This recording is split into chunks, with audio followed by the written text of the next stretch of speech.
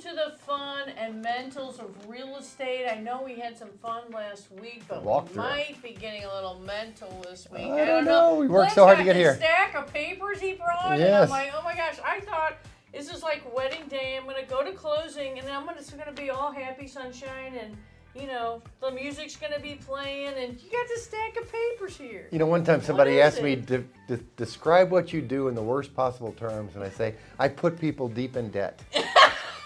Nice. Good. Yeah. Good job. Okay, well, there's our funny man for you. So, anyway, so we're at the closing. Yes, I got my glasses so I can read. What's our question of the day today? I brought a sample package, and my question is, do I have to read all this? Oh, my gosh. That's a lot. That's like a textbook. If you're getting a loan. Yeah. If you're paying cash, don't worry. This stack goes to 1/4. Right. All right, but if you're that lucky. Getting a loan. Right. All right, so I got a couple questions for you right off the bat. Sure. Number one, so do I know about any of this stuff before I get to closing day? Yes. Okay, so what do I know exactly? So the one you should. How do I know how much money to bring to closing? Right. For one thing. So what I do, and I'm probably similar to most lenders, we're going to send you a loan estimate when we start the loan. Sure. And then every time anything changes, we're going to send a change of circumstance with an updated loan estimate. And then as we get closer, we're going to send you this closing disclosure. One goes out. Closing disclosure. All right. Closing disclosure is a new form by the government to confuse and upset you. Yes, right. Confuse and delight. No, the government wanted us to give us a lot of information. CCD, confuse and delight. Right. That's what I'm saying. Yeah. Right. So you'll get one of these 3 days prior to closing. Wait, so minimum. what's on it? Is it going to tell me how much money I need Yes, to bring it's going to show what your payment is. It's going to give you, so the preliminary one is going to give you an estimate of what you need at closing, but it's not, the preliminary CD, which typically goes out 7 to 3 days prior to closing, which by law has to go out, but it's not going to show you the seller's portion of the taxes or credit, so it's usually a little bit higher.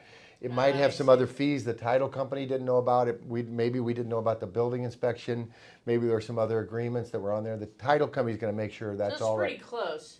It's going to be very close. All the lender fees, the title fees that you know of. Right. But it doesn't have and all the stuff that we've been discussing. And I use something called a scenario that I send out every time something changes. The loan amount changes. We lock in the interest rate. You secure your homeowner's insurance. Is my payment on here? Yes, your payment's going to be right there in front.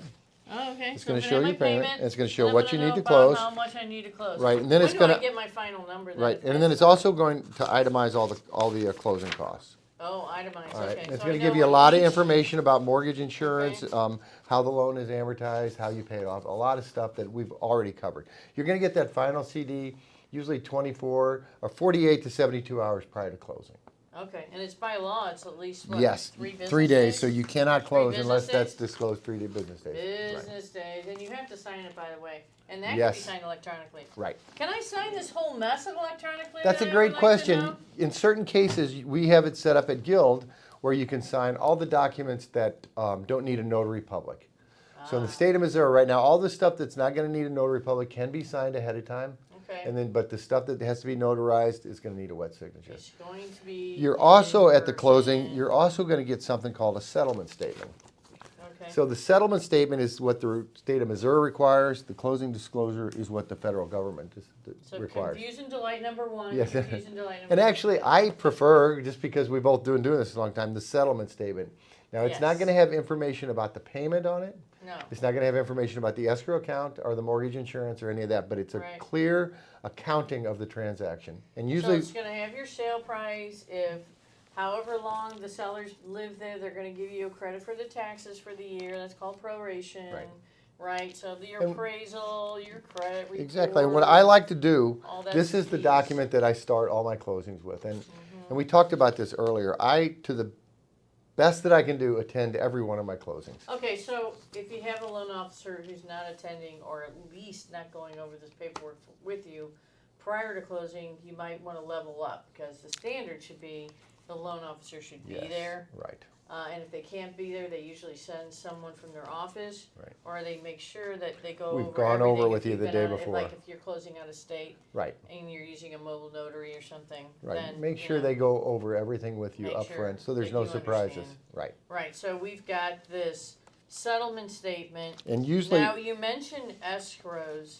So let's just take 1 second here, since it's on the closing disclosure and it's on the settlement statement. What are escrows exactly? Right. And how much am I actually being charged for this? No, that's a great question. So the escrow, I like to think of it, Angie, as a forced savings account.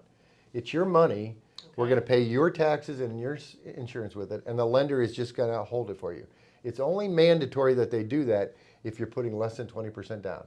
If you got more than 20% you're putting down, then you can pay the taxes and insurance yourself. You don't have to, but you can opt to. Right. But I always say it's a big bill that comes at Christmas. Yeah, it is. It is a big bill. Right. So most people prefer to have it in there. Let's just say my taxes are $4,000 a year. Mm-hmm. Right. How much are you going to charge me at closing? So let's just say it's June, and halfway through the year. Right. I'm going to get a credit from the seller for 5 months. So let's just say it's June 1st. So you're going to get a credit from the seller, and that's what I love about this. 5 months, right? To the day. To the day. To the day. So it's from January 1 to the day of the closing. And then I'm going to dump that into this account. Right. Right? And then we're going to then how much more are you going to charge me? We're going to collect an extra 3 months typically. Okay. And that because we collect the 3 months, it's 2 months as a cushion because it usually goes up a little. And then when you close, and we'll get into this a little bit later, typically the day you close, we're going to collect the interest to the end of the next month, and then your payment is the following month. So today is June 11th? Yeah, that's right. Today's June 11th. If you were closing today, we would collect 19 days of interest on your loan at closing on this settlement statement, and then your first payment is going to be August 1st.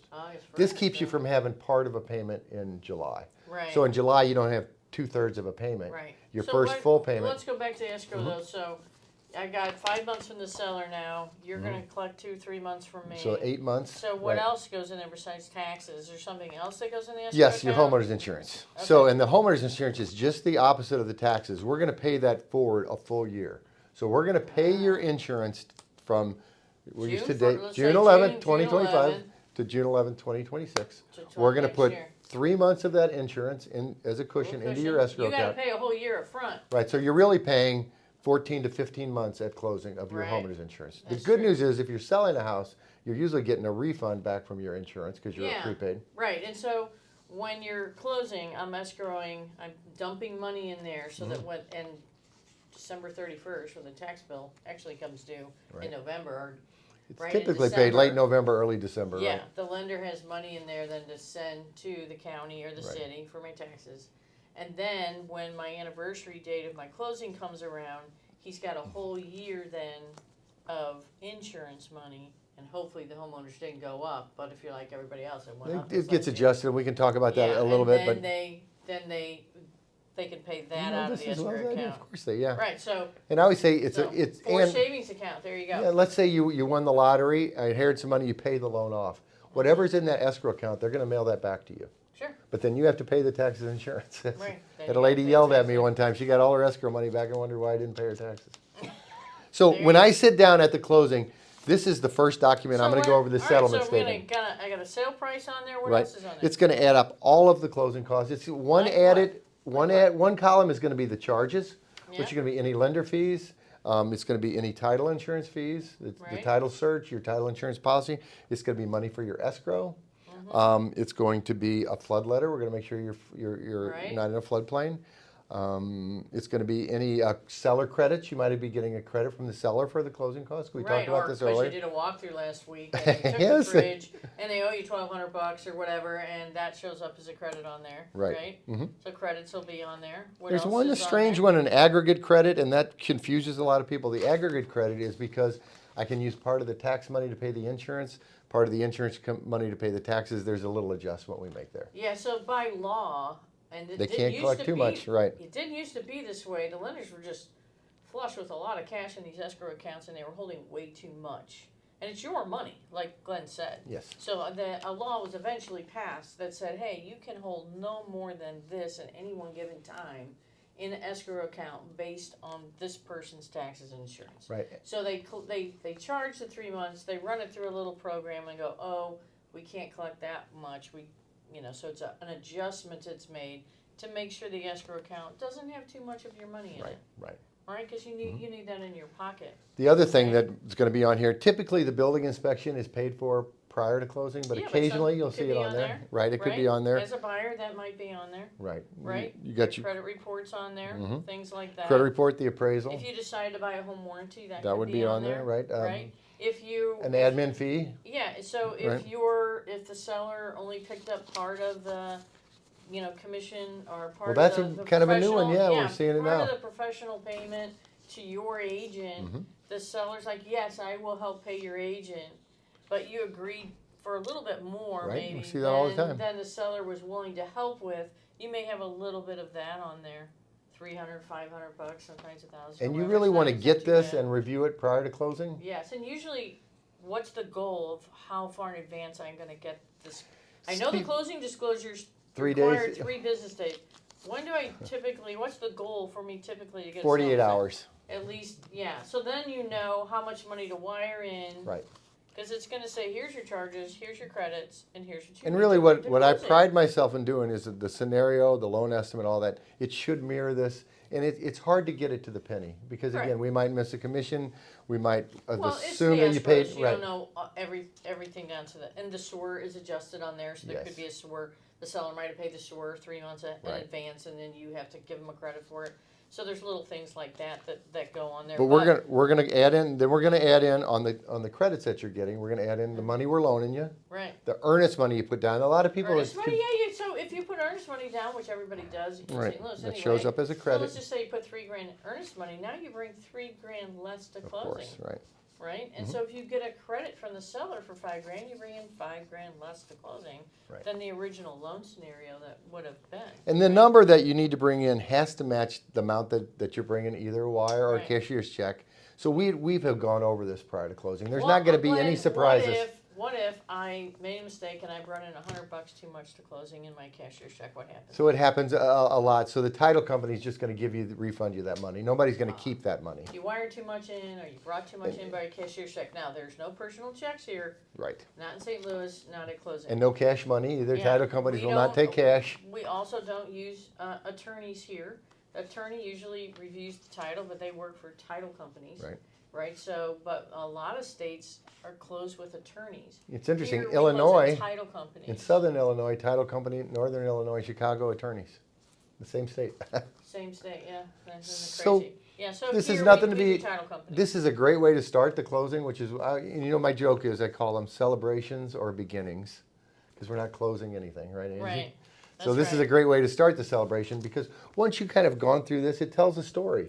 It tells It a story does. about when the payment is, how much money is in my escrow account, Yeah. when my taxes, when my insurance is due, and how Right. much I need at closing. Right, and then also next week, we're gonna have so much fun because we're gonna, I don't know, really dive into this whole big stack of papers. It can be intimidating, but and it shouldn't maybe be. we're gonna find out the difference between these deed of trust and notes and mortgage deeds and Right, all and this riders stuff. and addendums, yeah. Oh my goodness! So we're gonna have a lot of mental fun next week. We will, but we're almost there. We're almost a homeowner. Almost there. We're almost gonna celebrate and pop that cork of Perfect. champagne open, right? All right. Thanks for joining us this week. Give us a like, give us a share, send a question in. If you have a question, we'll try to get it answered here on the podcast. So next week we are gonna dig further into the closing documents, and I hope you join us next week. Thanks, Angie.